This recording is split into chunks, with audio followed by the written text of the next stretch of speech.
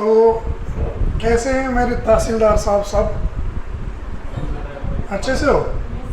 चलो, आज अच्छा दिन है। दुआ करते हैं आपके लिए कि अल्लाह आपके सारे नेक हाजात जो वो पूरे करे, और जिस मकसद के लिए आप यहाँ बैठे हो उस मकसद को भी पाए तकमील तक पहुँचाए। तो बच्चा, कल हमने डिस्कस किया इकोनॉमिक सिस्टम्स। इसका एक इकोनॉमिक सिस्टम हमने कल पढ़ा, वो है नॉन मार्केट इकोनॉमी। आज हम इसके दो सिस्टम्स और कंप्लीट करेंगे। हमारा आज का सिस्टम है, बोर्ड पर अनाउंस हो गया टॉपिक, मार्केट इकोनॉमी क्या है, और दूसरा एक सिस्टम इसके बाद आएगा, वो है mixed economy. Very good, mixed economy. दोनों बड़े अच्छे सिस्टम्स हैं, क्वेश्चंस आने के चांसेस भी बनते हैं यहाँ से, इसलिए दोनों को अच्छे से समझेंगे। ठीक है? हाँ, आप अपना नोटबुक बंद रखिए और अटेंशन बोर्ड की तरफ रखिए, क्योंकि कोई भी पॉइंट जो है वो 2 से 3 बार रिपीट नहीं होना चाहिए, क्योंकि ऑनलाइन भी जाता है ना क्लास, फिर वहाँ पर बच्चे शिकायत करते हैं कि रिपीट जाता है ज़्यादा। ठीक है, लेकिन मैं तो आपको कंसिडर करके चलता हूँ, मुझे मत पता है कि हमारे ऑनलाइन भी चलता है। तो चलिए बच्चा, हम बात करेंगे किस सिस्टम की? पहले मार्केट इकोनॉमी की। किसकी? सुनिए, इसको कहा जाता है, ये फर्स्ट फॉर्मल इकोनॉमिक सिस्टम माना जाता है। क्या माना जाता है? First formal economic system. Point point करके आप याद रखेंगे और हर एक चीज को समझने की कोशिश करेंगे, ना कि याद रखने की। समझ आया? याद नहीं रखना है, समझने की कोशिश करो, चीजें खुद ब खुद आ जाएगी। हाँ, तो पहला पॉइंट सर ने लिखा, ये फर्स्ट फॉर्मल इकोनॉमिक सिस्टम माना जाता है। मतलब पूरे दुनिया के अंदर सबसे पहले जो फॉर्मल वे में इकोनॉमिक सिस्टम अडॉप्ट किया गया वो यही है, मार्केट इकोनॉमी। अब आगे आगे हमें पता चलेगा पॉइंट पॉइंट करके कि फॉर्मल सिस्टम क्या होता है। ठीक, समझ आया? तो दूसरी चीज आपको याद रखना है, इसने अपना ओरिजिन है वो ट्रेस आउट किया है ट्रेडिशनल इकोनॉमिक थॉट से, या आप सिंपली कह सकते हो ट्रेडिशनल इकोनॉमी या ट्रेडिशनल इकोनॉमिक से इसने अपना जन्म लिया है। 2 पॉइंट्स हो गए। ये first formal system of economy माना जाता है, और ये पहला ट्रेडिशनल सिस्टम ऑफ इकोनॉमी माना जाता है। ठीक है बच्चा? और अगर आपको ट्रेस करना होगा इसका ओरिजिन, क्या करना होगा? If you want to trace the origin of the system, then you have to go through the book. The book is known as an inquiry into the nature. हाँ, कल भी मैंने लिखा था ना ये, an inquiry into the nature and the causes of nation of, very good, and the causes of wealth of nation. Good. हो गए तो 3 पॉइंट्स। आज मैं लास्ट पे आपको रिकैपिचुलेशन के पहले ऑब्जेक्टिव्स दूंगा। मैं देखूंगा आप अल्टरनेट टाइप क्वेश्चंस कैसे, ऑब्जेक्टिव टाइप क्वेश्चंस कैसे करते हो। ठीक है, इसलिए ध्यान से सुनो। हाँ, नाउ लिसन, मार्केट इकोनॉमी को हम पोस्टमार्टम कर रहे हैं। ये वो इकोनॉमी है जो पहला फॉर्मल इकोनॉमिक सिस्टम समझा जाता है। ट्रेडिशनल इकोनॉमिक्स का एक कंसेप्ट है, ट्रेडिशनल इकोनॉमिक्स से इसको ये मतलब मान लो ये फॉरवर्ड हुआ है, ट्रेडिशनल इकोनॉमिक्स से कंसेप्ट फॉरवर्ड हुआ है। और उसके बाद अगर हम इसका ओरिजिन ट्रेस करेंगे तो हमें एक बुक को देखना होगा। इसका ओरिजिन हमें एक बुक से मिलता है जो फादर ऑफ इकोनॉमिक्स ने हमें दी है। The book is known as an inquiry into the nature and the cause of wealth of nation. ठीक, हाँ, अभी बुक लिखी है किसने, ये आपको मैंने कल भी बताया, अभी भी हम लिखेंगे। तो ये एडम स्मिथ की लिखी हुई किताब है। और एडम स्मिथ कहाँ के रहने वाले, थोड़ा ध्यान से ये याद रखना, ये स्कॉटिश इकोनॉमिक्स था। क्या था? स्कॉटिश इकोनॉमिक्स, यानी कि ये स्कॉटलैंड के रहने वाली इकोनॉमिक्स। उस टाइम में ब्रिटेन के साथ होता है। क्या ये हमें यहां तक इस स्लाइड में यही समझना है। स्लाइड में चेंज करूंगा, आप जल्दी से देखो क्या किया हमने। हम पढ़ रहे हैं market economic system. Sir first formal economic system है, ट्रेडिशनल इकोनॉमिक सिस्टम है। इसको ओरिजिन अगर ट्रेस करना होगा तो book an inquiry into the nature से पता चलेगा। ये बुक लिखी किसने है? एडम स्मिथ ने। और एडम स्मिथ कौन होता है? एडम स्मिथ होता है फादर ऑफ इकोनॉमिक्स, जो कि स्कॉटलैंड के रहने वाले थे। ठीक है बच्चा? ना अब देखो, अब कहानी हो जाएगी शुरू। क्या? अब कहानी शुरू हो गई। चलिए अब इस क्वेश्चन के, इस टॉपिक के हम कंसेप्शंस देखते हैं। वहां से हम इस टॉपिक की थीम को बड़े ही अच्छे से समझ पाएंगे। सबसे पहले यहां पर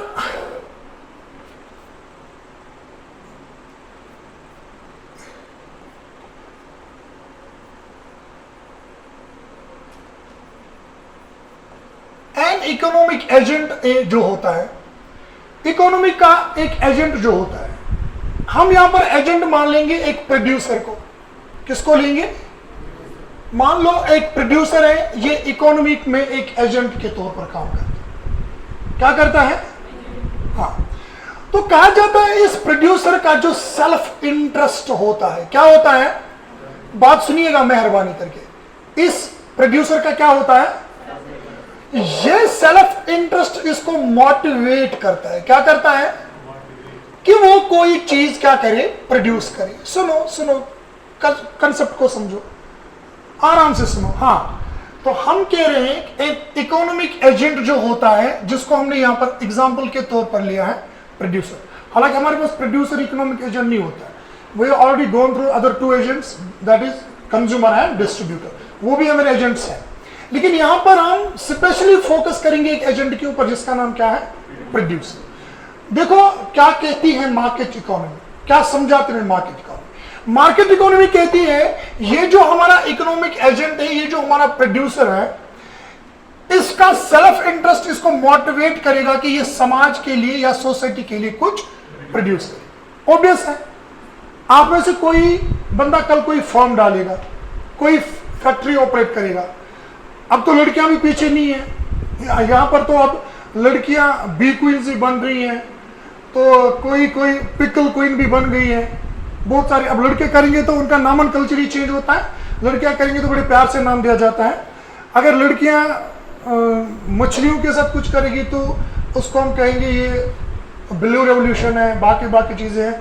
तो अगर लड़का करेगा तो नामन कल्चर आपको पता है क्या मिलता है। खैर वहां नहीं जाएंगे, और मैं यहाँ पर कोई जेंडर डिस्क्रिमिनेशन की बात भी नहीं कर रहा हूँ, थोड़ा बहुत इससे आपका इंटरेस्ट बना रहता है, बस, बाकी कुछ नहीं। तो सुनो, एक इंसान का सेल्फ इंटरेस्ट उसको मोटिवेट करता है समाज में कोई चीज प्रोड्यूस करने के लिए। आप कल फर्म, फैक्ट्री या कुछ भी डालो, तो आपका जो सेल्फ इंटरेस्ट है ना कि मुझे यहां से कुछ कमाना है, वही आपको मोटिवेट करता है कि नहीं मुझे कुछ समाज के लिए प्रोड्यूस करना। एक अच्छी टर्म आने वाली, ध्यान से सुनो, ऑब्जेक्टिव वहां से मैं पूछूंगा और क्वेश्चन एग्जाम में भी आ सकता है, इसलिए ध्यान से।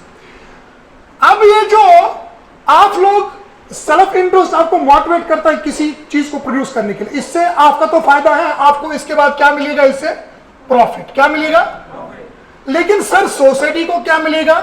सुनिए, सोसाइटी को इसके बदले गुड्स एंड सर्विसेज मिलते हैं। क्या मिलते हैं?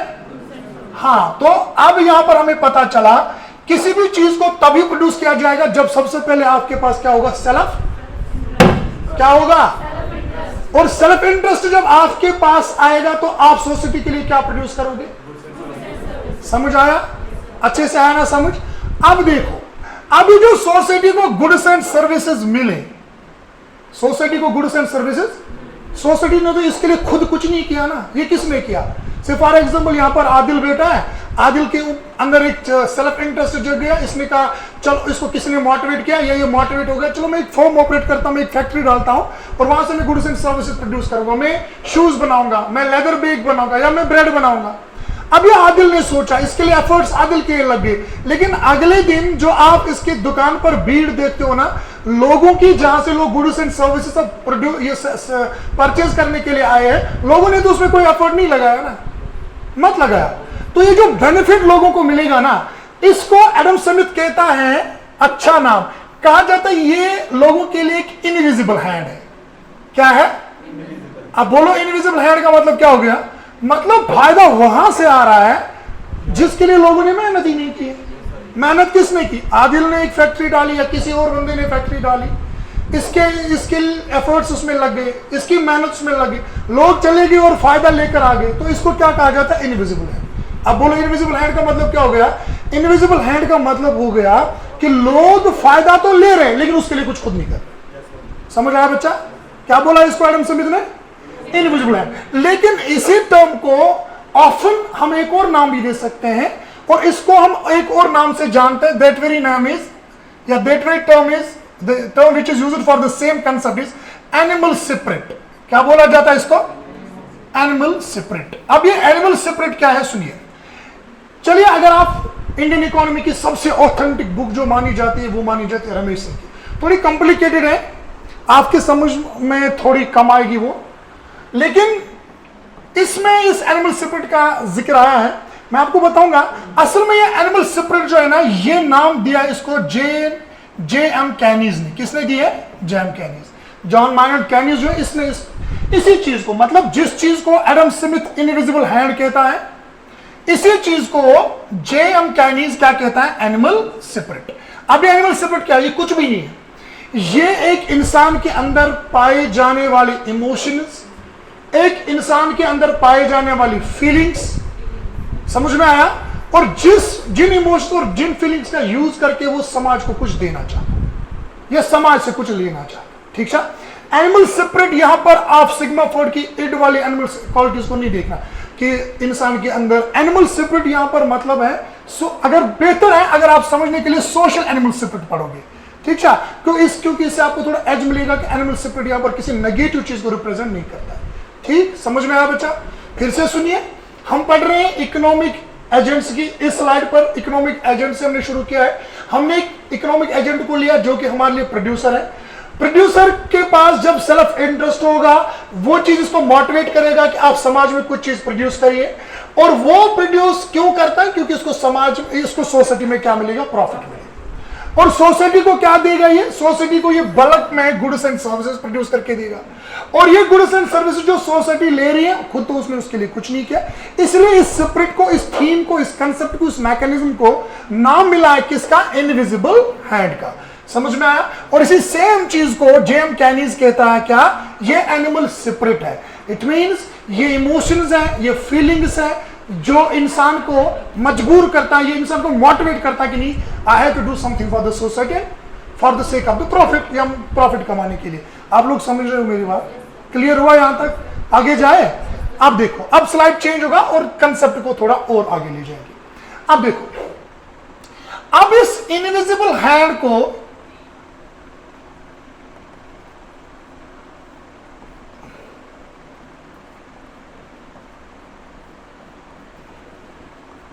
इस इनविजिबल हैंड को प्रॉपरली, या इस इनविजिबल हेल्प को आप कह सकते हो, प्रॉपरली यूटिलाइज होने के लिए क्या करना चाहिए?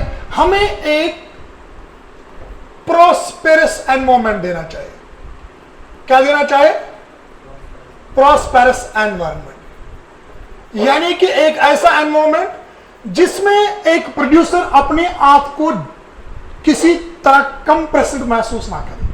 उसको ये ना लगे कि मैं चेन्स में हूं, उसको ये ना लगे कि मेरे ऊपर रेस्ट्रिक्शंस हैं, इसको ये ना लगे कि मेरे ऊपर बंदिश है। समझ में आया? बल्कि हमें इसको एक प्रॉस्पेरस एनवायरनमेंट देना है। प्रॉस्पेरस एनवायरनमेंट का मतलब इसको हमें फ्रीली ऑपरेट होने देना है। क्या करना है? ये मैं नहीं कहता हूं, ये कहता है हमारा एडम स्मिथ अंकल।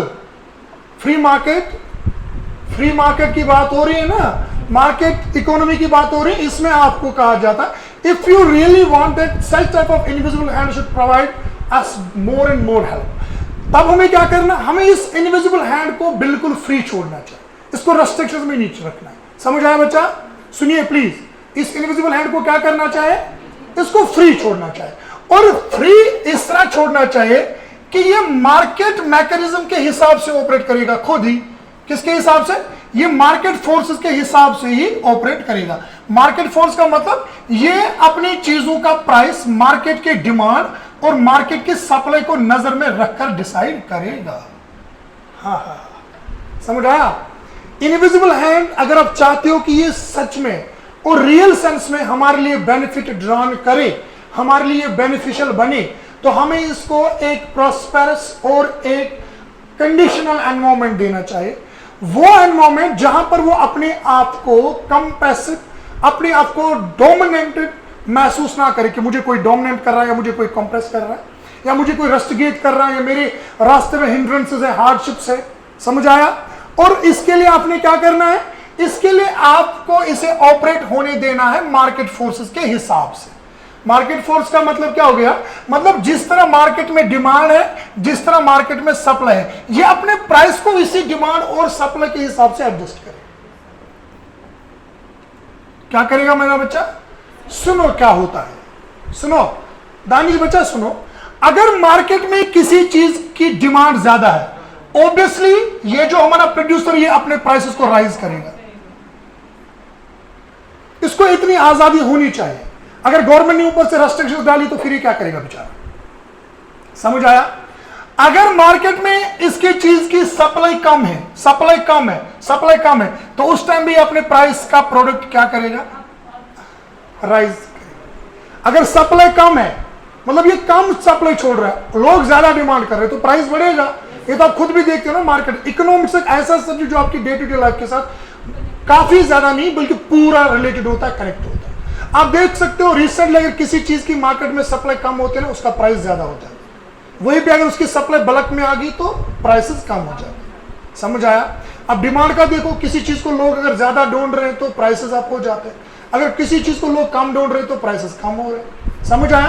तो हमारी इकोनॉमी जो यहां पर जो सिस्टम की हम बात कर रहे हैं ना, ये सिस्टम भी हमसे यही कहता है, आपका जो इकोनॉमिक एजेंट जो प्रोड्यूसर है, ये जो इनविजिबल हैंड आपके लिए काम कर रहा है, जो आपको समाज में गुड्स एंड सर्विसेज प्रोड्यूस करके देता है, तो इसको आप फ्री रखो मार्केट में। क्या रखो? और इसको ऑपरेट होने दो एज पर, जवाब दीजिए प्लीज, इसको कैसे ऑपरेट होने देना है? फिर से बता, कैसे ऑपरेट होना देना? As per the market force. अब मार्केट फोर्स में इसको किस हिसाब से चलना है? As per the demand and supply of the market. जैसे इसकी डिमांड, जैसे इसकी सप्लाई, वैसे अपनी चीजों का क्या रखेगा? प्राइस। समझ में आया?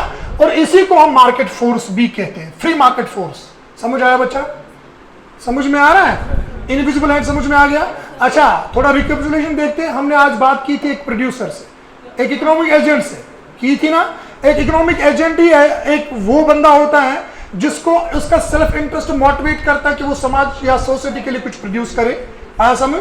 और ये जो सोसाइटी के लिए कुछ प्रोड्यूस करता है ना, सोसाइटी को इसके बदले में क्या मिलती है? Goods and services. तो मतलब सोसाइटी को वो चीजें मिलती हैं जिसके लिए वो खुद कुछ करती नहीं है, और ये इसका मतलब होता है कि इसके लिए एक इनविजिबल हैंड है। ठीक है? और ये इनविजिबल हैंड जो है, इसको एनिमल स्पिरिट भी कहा गया है जेएम केनीज की तरफ से, ये जिसमें इमोशनल फीलिंग्स की बात की गई है। उसके बाद हमने देखा, अगर आप इस इनविजिबल हैंड से ज्यादा बेनिफिट लेना चाहते हैं तो इसको एक ऐसा कंडीशन एनवायरनमेंट दे दो जिसमें ये अपने आप को बड़ा ही मुतमईन फील करे, ना कि अपने आप को कॉन्ट्रास्ट या कंप्रेसिव फील करे। क्लियर हुआ? जब ये अपने आप को फ्री फील करेगा तो उसके लिए उसको फ्री मार्केट दे दो, एक ऐसा मार्केट जहां पर वो फ्रीली प्ले कर सके, जहां पर वो अपनी चीजों का प्राइस, डिमांड और सप्लाई को देखकर डिसाइड कर सके। यहां तक क्लियर हो गया? आगे चले आगे। नाउ चलो आगे और चलते हैं। इसके बाद ये बात करता है, अब इस फ्री मार्केट में अगर आप वर्क में प्रोफिशिएंसी, प्रोसेशन एंड क्वालिटी चाहते हो, क्या चाहते हो? ये पॉइंट सितार से मेंशन किया मैंने। अगर इस फ्री प्ले मार्केट में, किसमें? ये फ्री प्ले मार्केट जिसकी अभी हम बात कर रहे थे, फ्री प्ले मार्केट जिसकी अभी हम बात कर रहे थे, अगर आप इस मार्केट में क्या चाहते हो? अगर आप इस मार्केट में क्वालिटी चाहते हो, अगर आप इस मार्केट में प्रोफिशिएंसी चाहते हो, अगर आप इस मार्केट में कोरिलेशन चाहते हो, तो आप क्या करो? आप यहां पर एक और कंसेप्ट को इंट्रोड्यूस करो, that very concept is known as division of labour. क्या कर दो? चलिए, डिवीजन ऑफ लेबर क्या करो बच्चा? If you want proficiency in the free play market, if you want that work should be done on the principles of the coercion, if you want that there should be the complete quality control, तब आपने क्या करना है? Division of labour कर दो। क्या कर दो? अब डिवीजन ऑफ लेबर क्या है? पहले इसको सिंपल वे में समझेंगे, उसके बाद देखेंगे आगे क्या है। सुनो बच्चा, डिवीजन ऑफ लेबर क्या होता है? डिवीजन ऑफ लेबर में एक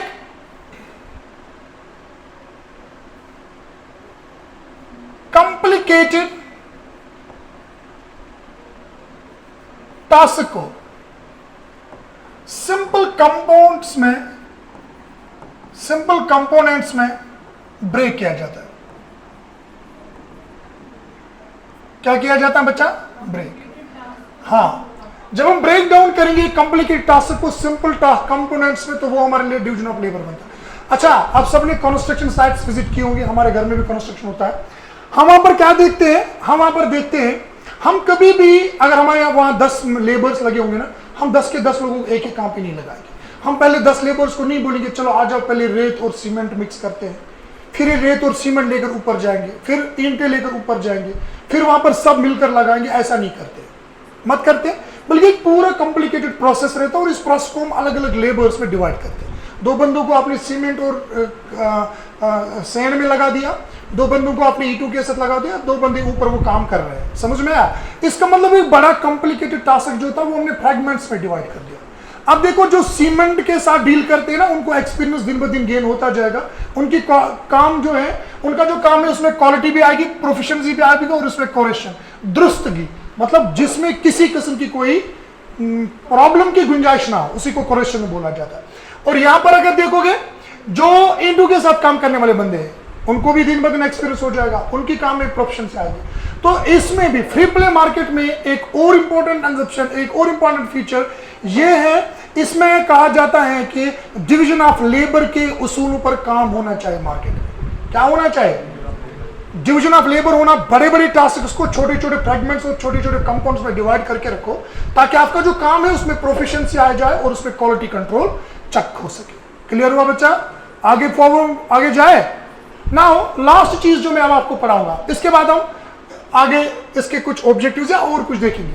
हाँ सुनो, एक और इंपॉर्टेंट चीज, इसके बाद जो सबसे बड़ा कंसेप्शन है और जो इस थ्योरी को पीछे से पूरा बैक करता है, वो ये है, ये प्रिंसिपल ऑफ लेज़र-फेयर पॉलिसीज पर काम करता है। ये concept, it adopts the principles of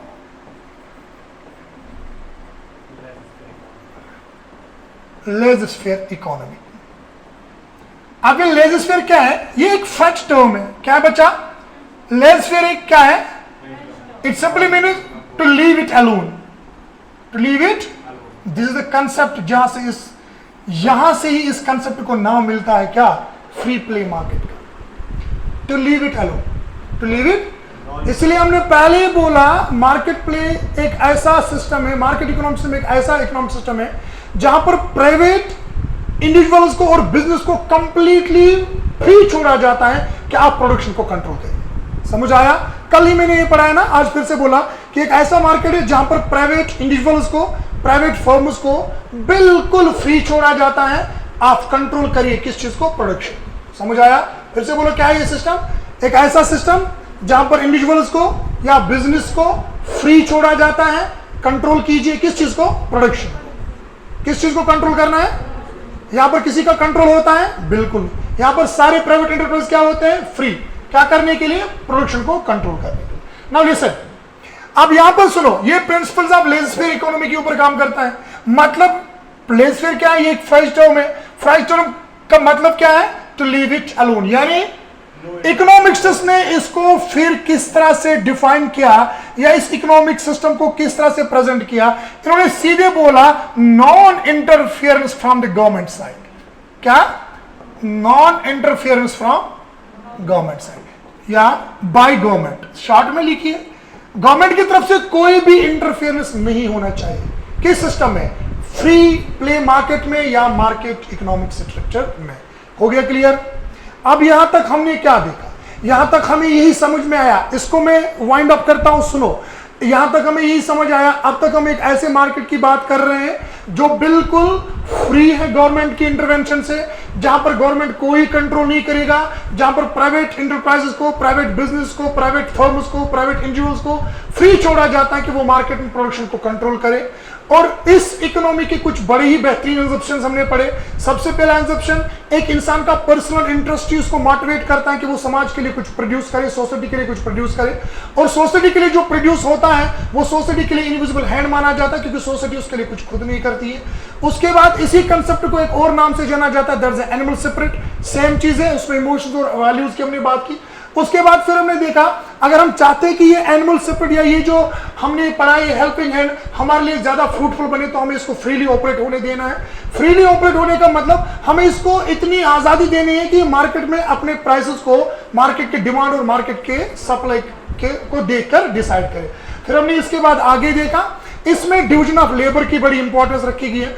मतलब अगर हम चाहते हैं कि फ्री मार्केट में या क्या ये जो मार्केट हम पढ़ रहे हैं कैपिटलिस्ट इकोनॉमी उसको बोल सकते हैं, बोलते हैं, या इस मार्केट सिस्टम में अगर हम चाहते हैं कि प्रोफिशिएंसी आ जाए, वर्क में क्वालिटी कंट्रोल आ जाए, तो हमें क्या करना है? Division of labour. Division of labour का मतलब एक कॉम्प्लिकेटेड या एक बड़ी टास्क को हम छोटे फ्रेगमेंट्स में डिवाइड करेंगे। ये घर में भी होता है, हम बड़े काम अकेले नहीं करते हैं, घर के 2-4 बंदे मिलकर करते हैं ना, किसी को एक काम, किसी को दूसरा काम, किसी को तीसरा काम देके हम ऐसे डिवीजन ऑफ लेबर से काम करते हैं। और डिवीजन ऑफ लेबर अच्छा ही एम्प्लॉयमेंट जनरेशन करने के लिए भी सुटेबल माना जाता है। उसके बाद हमने देखा इस इकोनॉमिक सिस्टम का जो सबसे बड़ा और सबसे बेसिक प्रिंसिपल है वो ये है, ये लेजर-फेयर पॉलिसी को अडॉप्ट करता है। और लेजर-फेयर पॉलिसी क्या है? मैंने बोला लेजर-फेयर किस लैंग्वेज का वर्ड है? फ्रेंच। और इसका मतलब क्या है? To leave it alone. और इकोनॉमिक्स ने इस टर्म को कैसे डिस्क्राइब किया है?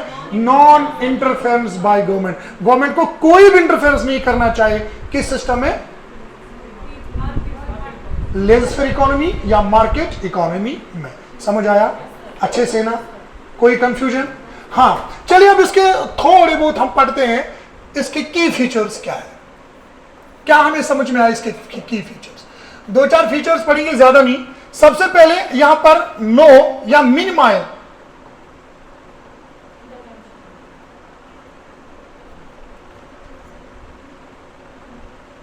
मिनिमाइल गवर्नमेंट इंटरफेरेंस है। सॉरी ये एल है यहां पर।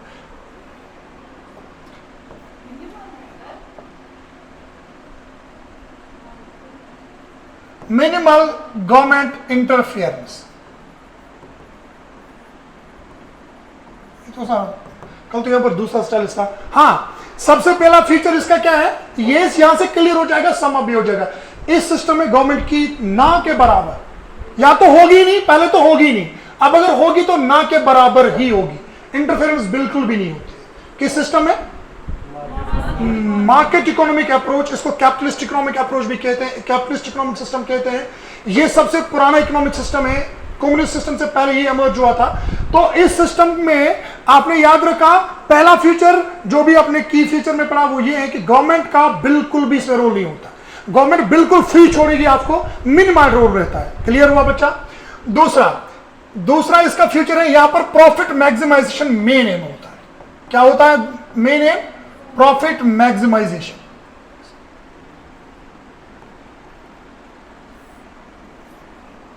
कैसे लिखने चाहिए?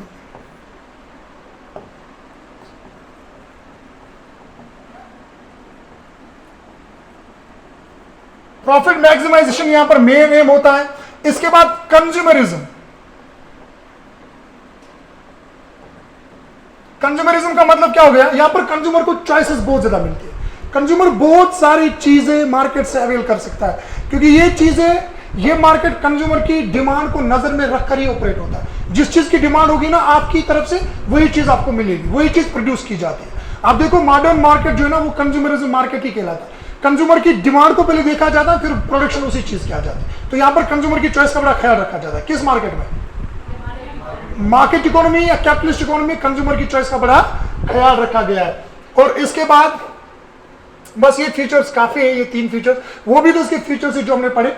अब हम पढ़ेंगे लास्ट सिस्टम, और वो सिस्टम क्या है? Mixed economy. Mixed economy, mixed economy को स्टार्ट करने से पहले मार्केट इकोनॉमी से 2-3 क्वेश्चंस मैं पूछूंगा, आप प्लीज जल्दी से जवाब दीजिएगा। सबसे पहले आप मुझे बताइए, एक प्रोड्यूसर जो या एक इकोनॉमिक एजेंट जो है, इसको कौन सी चीज मोटिवेट करती है कि वो सेल्फ इंटरेस्ट। Very good. अच्छा, इनविजिबल हैंड का मतलब क्या होता है?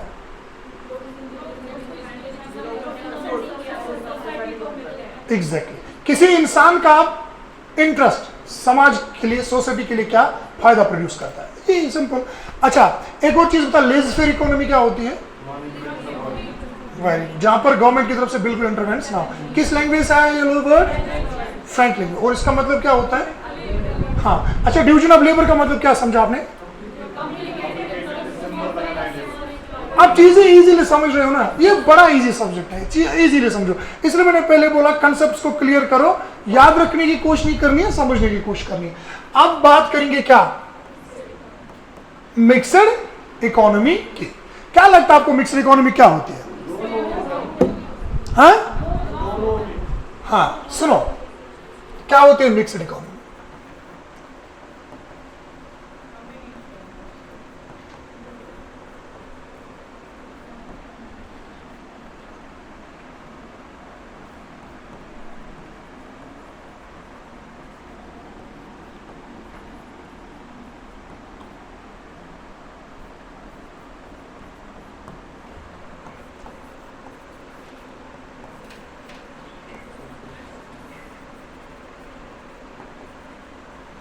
रखो याद, क्या लिखा मैंने? हाँ, a system that blend free market with the government regulations. ये वो सिस्टम है जो फ्री मार्केट को गवर्नमेंट रेगुलेशंस के साथ जोड़ता है। तो हम ये कहेंगे सिंपल है, ये सबसे सिंपल सिस्टम है जिसमें फ्री मार्केट, या अभी जो हमने पढ़ा जिसमें मार्केट इकोनॉमी, जिसमें क्या, and non market economy, and non market economy एक साथ कोएग्जिस्ट करती है। क्या करती है? एक साथ कोएग्जिस्ट। ये भी एक तरीका है, और किसी को ये अगर डिफिकल्ट लगता है तो वो ये याद रखेगा, एक ऐसा सिस्टम जिसमें पब्लिक यानी कि गवर्नमेंट एंड प्राइवेट दोनों एक साथ कोएग्जिस्ट करते हैं। मतलब इसमें गवर्नमेंट का भी कंट्रोल होता है और इसमें प्राइवेट इंटरप्राइज का भी कंट्रोल होता है। अब सवाल है, इसमें गवर्नमेंट क्यों इंटरवीन करेगी, या इसमें गवर्नमेंट कैसे आती है, या ये दोनों सेक्टर्स कैसे कोएग्जिस्ट करते हैं? तो पहले हमने ये समझा कि मिक्स्ड इकोनॉमिक अप्रोच एक ऐसा अप्रोच है जिसमें गवर्नमेंट और प्राइवेट सेक्टर एक साथ मिलकर काम करेंगे, कोएग्जिस्ट में रहते हैं, और इसमें गवर्नमेंट जो है वो इंटरवेंस क्यों करता है अभी आपको पता चलेगा। लेकिन पहला एक थोड़ा सा हिस्टोरिकल बैकग्राउंड चेक करेंगे कि ये सिस्टम आया कहां से। ठीक है बच्चा? हाँ, एक और बात हम भूल गए, ये जो अभी हमने पढ़ा ना, कौन सा सिस्टम, इससे पहले मार्केट इकोनॉमी। अगर आपको सबसे बेस्ट सिस्टम वो पढ़ना है, कहाँ पर है? यूएसए में है, सिंगापुर में और हांगकांग में। प्लीज अब राइट डाउन कीजिए, उस टाइम हम भूल गए। फ्यूचर्स के बाद कहां पे आपको फ्री प्ले मार्केट मिलेगा या मार्केट इकोनॉमी मिलेगी? यूएसए में मिलेगा। कहां पर मिलेगा बच्चा? यूएसए में मिलेगा, सिंगापुर में मिलेगा, और आपको ये हांगकांग में मिलेगा। ये कुछ जगह है जहां पर ये चीजें आपको मिलेंगी। हाँ बच्चा, एक्सक्यूज मी, जल्दी से वापस आ जाओ। हाँ सुनो, कहां लिखा आपने? यूएसए, सिंगापुर है, हांगकांग। वहां पर कौन सा सिस्टम आपको मिलेगा? अच्छा, चाइना और एशिया में कौन सा सिस्टम हमने पढ़ा था? सोशलिस्ट कम्युनिस्ट सिस्टम, जो हमने कल नॉन मार्केट पढ़ा। अब हमारा लास्ट सिस्टम क्या है? Mixed system. क्योंकि मुझे यहां से पहले मैं आपका थोड़ा बहुत समझाना चाहूंगा अपने बच्चों को इसका हिस्टोरिकल बैकग्राउंड। क्या पढ़ाऊंगा? Historical background. सुनिए क्या है ये हिस्टोरिकल बैकग्राउंड इस सिस्टम का। कहा जाता है इस सिस्टम को दुनिया में सबसे पहले अडॉप्ट किया है फ्रांस में। किसने किया है? तो अभी आपको अगर लास्ट में बोला जाएगा मिक्स्ड इकोनॉमिक अप्रोच किस कंट्री में, तो ऑब्वियसली ये हो गया डिक्लेयर। कहां पर है ये? फ्रांस में। हाँ थैंक यू।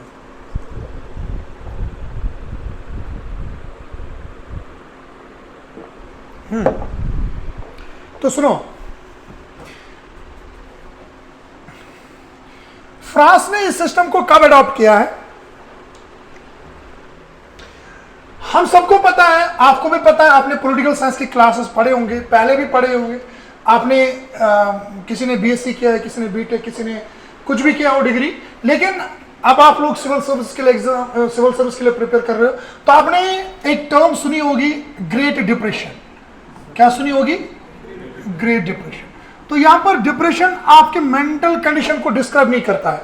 यहां पर डिप्रेशन एक जमाने में वर्ल्ड इकोनॉमीज को देखना पड़ा, उनको मतलब कंप्लीट स्लो डाउन देखना पड़ा। और ये डिप्रेशन जो है, ये जो वर्ल्ड इकोनॉमीज का डिप्रेशन है ना, ये पीरियड चला था 1929 से लेकर 1932 तक। 1930 समझ में आया? ये डिप्रेशन कहां से हुआ था? कहा जाता है कि असल में यूएसए का एक बहुत बड़ा मार्केट था। क्या था? यूएसए का एक बहुत बड़ा, और उस मार्केट का नाम था वॉल स्ट्रीट एक्सचेंज। क्या नाम था?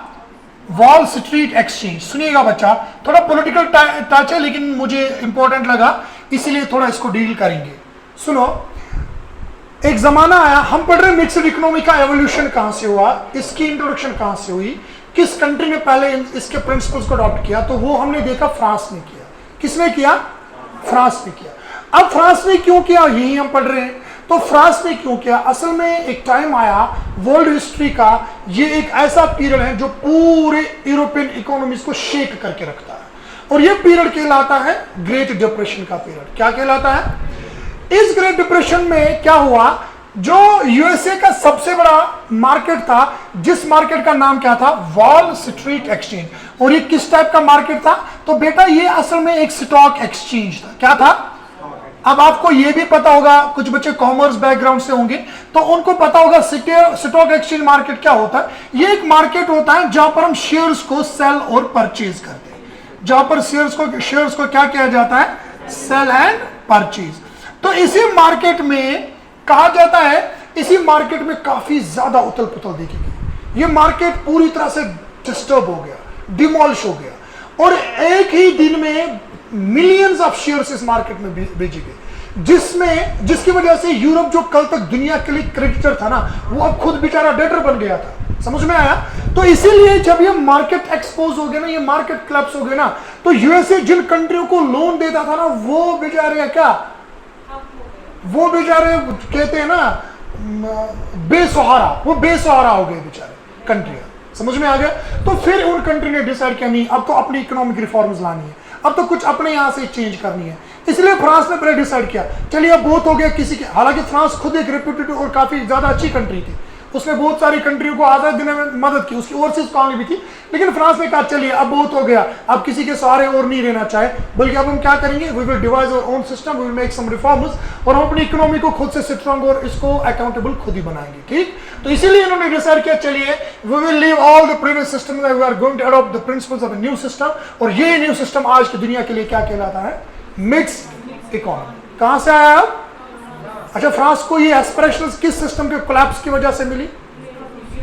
यूएसए के किस सिस्टम से? एक मार्केट से, जिस मार्केट का नाम क्या था?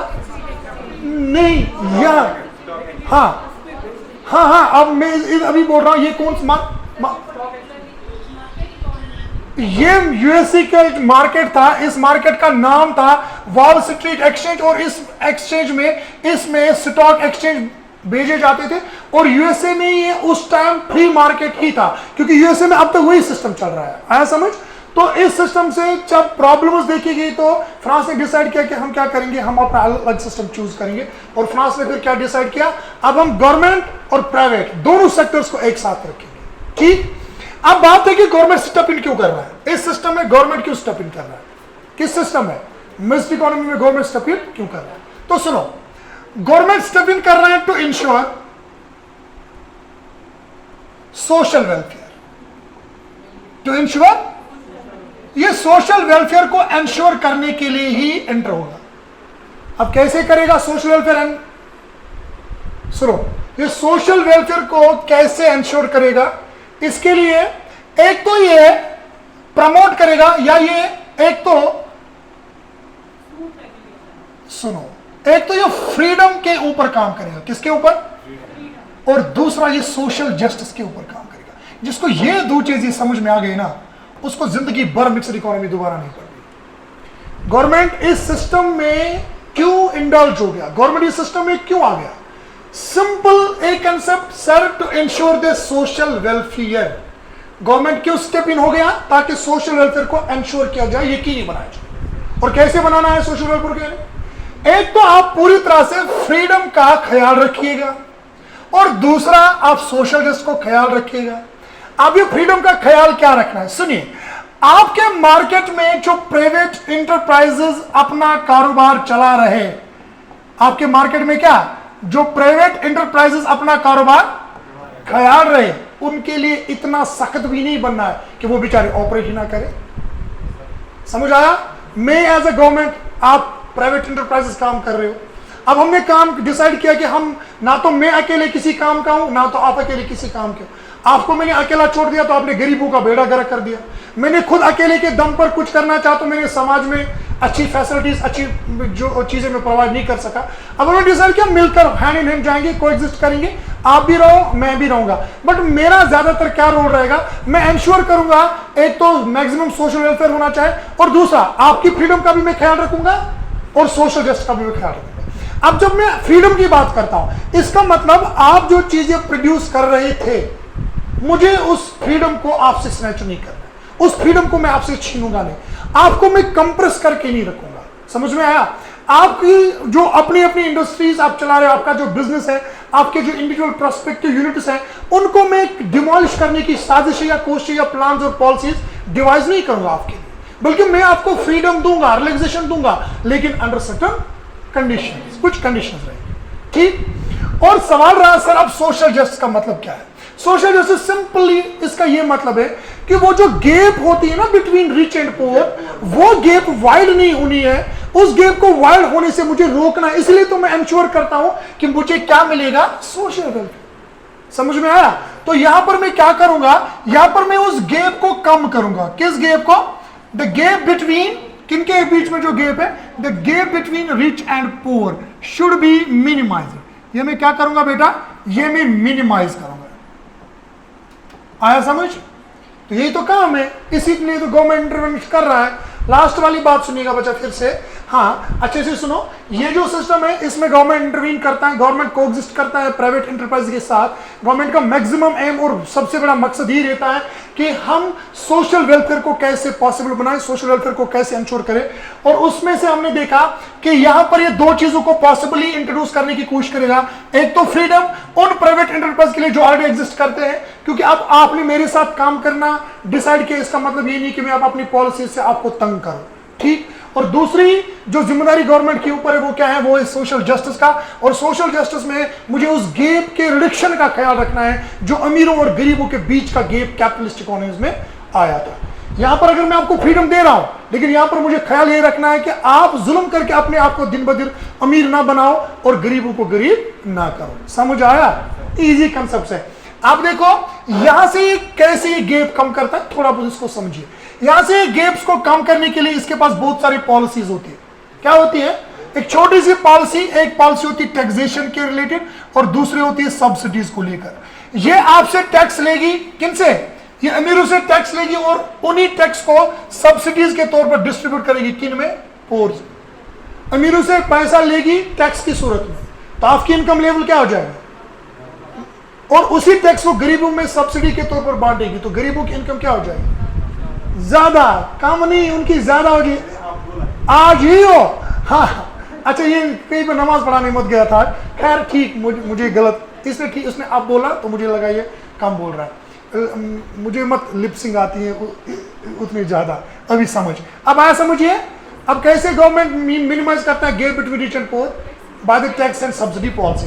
टैक्स किन से लेगा और उसी टैक्स को डिस्ट्रीब्यूट करेगा किन में? आया समझ? अब इस टैक्स को वो यूज कैसे करेगा, इसके लिए स्लैब्स, इसके लिए अलग तरीके, पब्लिक प्रोजेक्ट्स बनाई जाएंगी या सब्सिडीज के तौर पर डायरेक्ट बेनिफिट्स पहुंचा जाएगा, एम्प्लॉयमेंट स्कीम्स बहुत सारे, खैर वहां नहीं जाएंगे। तो ये थे हमारे 3 इकोनॉमिक सिस्टम्स जो हमने कंप्लीट किए हैं। और इन 3 सिस्टम्स में हमने कल पढ़ा non market economic system, communist और सोशलिस्ट वेरिएंट्स हमने उसके पढ़े। आज हमने पढ़ा free market economy, capitalist system कैसे ऑपरेट करेगा, किसने इस थ्योरी के बारे में हमें समझाया, किसने इसकी बात की, कौन कौन सी चीज़ें इस थ्योरी में हमें समझनी है और किन का ख्याल रखना है। इसमें कुछ इंपॉर्टेंट टर्म्स हमने डिस्कस की, वो भी आ गई, फिर इसके फ्यूचर्स भी आ गए। फिर हमने लास्ट सिस्टम पढ़ा मिक्सड इकोनॉमी, जहाँ पर गवर्नमेंट और प्राइवेट सेक्टर्स कोएग्जिस्ट करके एक दूसरे के साथ मिलकर कोएग्जिस्ट करेंगे। और मुझे उम्मीद है कि मैंने बहुत ही सीधे, सरल और आसान भाषा में चीज़ें आपके सामने रखी हैं। तो बच्चा अब हम प्रोग्रेस चेक करेंगे कि इन सिस्टम्स में सबसे ज़्यादा प्रोग्रेसिव आजकल के वर्ल्ड में कौन सा सिस्टम है। सुनो, पहले हम बात करेंगे यहाँ पर कि ये सिस्टम कहाँ कहाँ पर एग्जिस्ट करता है। अभी हमने पढ़ा फ्री मार्केट इकोनॉमी कहाँ कहाँ पर एग्जिस्ट करती है, यूएसए में, सिंगापुर में और हांगकांग में। ये वाला सिस्टम आपने पहले सुना, जिस कंट्री ने इसके बारे में बात की, फ्रांस। उसके बाद आपका अपना भारत, हमारा इंडिया इसी को फॉलो करता है। और इसके बाद यूके मॉडल भी रिसेंटली इसी पे ट्रांसफर हुआ है। तो ये मॉडल्स इस पर ऊपर काम कर रहे हैं, ठीक। आप यहां पर पाकिस्तान भी लिख सकते हो, ऑलमोस्ट मुझे लगता है कि नहीं, हम 2-4 कंट्रीज आप लिख सकते हो अपने मन से कुछ भी, लेकिन ज्यादा ख्याल रखना है फ्री मार्केट इकोनॉमीज का, क्योंकि वो कम ही है आज, फ्री मार्केट इकोनॉमीज कम है। और वो इकोनॉमीज कौन सी, कम्युनिस्ट इकोनॉमीज, वो बड़ी कम है। ये तो मुझे लगता है कि ऑलमोस्ट दुनिया की सबसे ज्यादा कंट्रीज का ये मॉडल चल रहा है। आप अगर तुक्का भी मार कर आओगे वहां पर तो आप ठीक ही करो, लेकिन ऐसे क्वेश्चन बनने की चांसेस भी नहीं है ये किस कंट्री में बिलोंग आएगा, ऐसा नहीं है। लेकिन चलो अब हम देखेंगे इस सिस्टम में कौन सा सिस्टम सबसे प्रोग्रेस है, और इस प्रोग्रेस को चेक किया जाता है कुछ इंडिकेटर्स, और वही इंडिकेटर्स हमारे लिए बनते हैं। कहां से पता चलेगा ये आपको? If you want to check the progress of your system, then you have to go through the national income. ये तो है इंडियन इकोनॉमी, यहां से ही है आपकी इकोनॉमी की शान, बान और आन। वो क्या है? जिसने इस सिस्टम को समझा। बात करेंगे पूरा पोस्ट में, ये जो पूरी दुनिया में डंडोरा पीटा जा रहा है ना, इंडिया जो है वो 5वीं नंबर की सबसे बड़ी इकोनॉमी बन रही है और हमें लोगों को बेवकूफ बनाया जा रहा है। बड़ी इकोनॉमी होना अलग है और डेवलप्ड इकोनॉमी होना अलग है, हर एक चीज आएगी। हाँ, कोशिश जरूर है, पहल जरूर है, बहुत सारा प्रोग्रेस है, बहुत सारी प्रॉस्पेरिटी है, लेकिन पॉलिसी मेकर्स जिस तरह से पॉलिसीज बना रहे हैं तो उनमें काफी ज्यादा लीकेज भी नजर आ रहे हैं, काफी ज्यादा परेशानियां हैं। अभी रिसोर्स को लेकर जुडिशियस प्लानिंग नहीं हो रही है, तो वो आगे हम इसमें पूरा डिटेल से जानेंगे। तो पहले मैं आपको एक चीज क्लियर कर दूं, बच्चा कल से जो भी क्लास, अब तक तो डेमो क्लास वटेवर क्या था, मैंने कभी डेमो नहीं दिया, मैंने पहले दिन बोला जो पढ़ोगे उससे फायदा मिलेगा इंशाल्लाह। अब कल से आप मुतमईन होकर क्लास में बैठेंगे सिर्फ आधे घंटे के लिए। कितने? मैं अभी सर से भी बात करूंगा। आपका ये जो सिलेबस है काफी वास्ट सिलेबस है, आपको आना ही आना है, यहाँ आना है ना। अब अगर मैं इकोनॉमी JNK की इकोनॉमी इंडिया की तेजी पढ़ाऊंगा तो ज्यादा से ज्यादा मुझे 20 दिन लगेंगे। कितना लगेंगे? लेकिन अगर मैं आराम से पढ़, लेकिन आपका बाकी पोर्शन 20 दिन में कंप्लीट नहीं होगा, मत होगा कि होगा? अगर मैं आराम से पढ़ूंगा तो 40 दिन लगेंगे। टेंशन मुझे है, आपको नहीं, आपको तो आना है, फेयर मेरा लगेगा, टाइम मेरा जाएगा, आपको तो उसमें कोई परेशानी नहीं है ना। लेकिन मैं चाहूंगा मेरा एक भी बच्चा मिस रिप्रेजेंट ना करे इशफाक सर को बाद में कि मुझे उस सर का एक कंसेप्ट भी समझ में नहीं। मैं एश्योर करता हूं और गारंटी के तौर पर कहूंगा, मैं 110% कोशिश करूंगा कि जो मैं पढ़ाऊंगा वो आप ना सिर्फ समझोगे बल्कि आप पढ़ाने के लायक बन जाओगे, ये मेरी गारंटी होगी। बट एक प्रॉमिस मुझे आपसे चाहिए, मेरी क्लास के ये 30 मिनट्स जो आप मेरे साथ, या 40 मिनट जो आप मेरे साथ दोगे, और घर में या अपने रूम पर 1 घंटा इसका रिवीजन, यानी कि आप अपने दिन का 1 घंटा और 40 मिनट मुझे दे दो, मैं आपको एश्योर करता हूं आपको इकोनॉमिक्स कभी भी तंग नहीं करेगी। ठीक है? तो आज इतना ही है। चलिए आज के टॉपिक से मैं कुछ क्वेश्चंस आपसे पूछूंगा, मैं देखूंगा आप इनका जवाब मुझे दे पाओगे कि नहीं। सबसे पहला क्वेश्चन आप मुझे बताएंगे आज, लेजिस्फेयर वर्ड का मतलब किस लैंग्वेज से, नहीं मतलब क्या है? वर्ड नहीं, मैंने मतलब बताया। Very good. अब मुझे बताइए विजिबल हैंड का मतलब क्या, इनविजिबल हैंड का मतलब क्या होता है? इसका मतलब समाज में कोई और काम करेगा, बेनिफिट किसी और को। गुड। और एक टर्म आप मुझे बताइए, वो कौन सी वो पहली कंट्री है जिसने प्रिंसिपल्स ऑफ मिक्स्ड इकोनॉमी को अपनी कंट्री में इंट्रोड्यूस किया? वॉल स्ट्रीट एक्सचेंज किस कंट्री का मार्केट था? उस मार्केट में किस चीज की डीलिंग्स होती थी? Stock exchange market. Last question बस इसे। अब मुझे बताओ, ये जो हमारा फ्री प्ले मार्केट है ना, इसमें आपने एक और टर्म पढ़ी, डिवीजन ऑफ लेबर। क्या होता है उसका मतलब? Very good. तो आज इतना ही रहेगा, आज हमारे सिस्टम्स कंप्लीट हो गए, कल इंशाल्लाह फिर आपसे मुलाकात होगी।